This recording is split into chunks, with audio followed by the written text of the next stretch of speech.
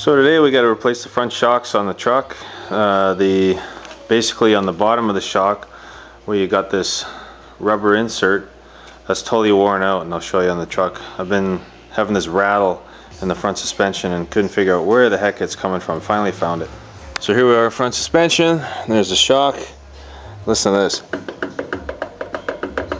It's like the bottom is totally loose.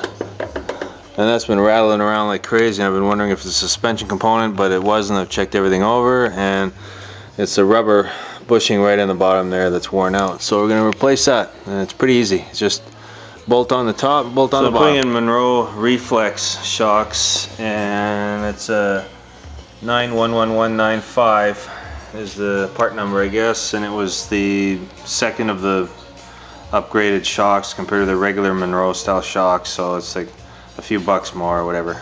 Doesn't pay to put the cheap stuff in.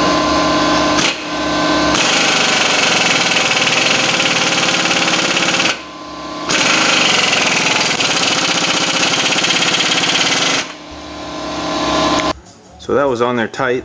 That was a 15 mil and a 21 mil to hold the big nut on the end. Pretty rusty, so you want to have some big breaker bar to get that sucker off.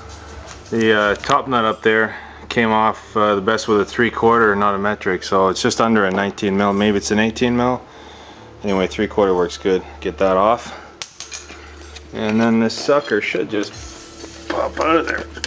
But it's all rusted in, so we're gonna have to pry bar. So I used the big screwdriver here, basically pried up the bottom of the shock and got it out of the bottom mount, so that, you know, right now it's totally loose here on the bottom, and we just gotta wiggle it back and forth, and then we'll probably have to get the fender liner out of the way there because it's a little bit, it's pushing down a bit. You can see there. I have to go over that and then pull it off.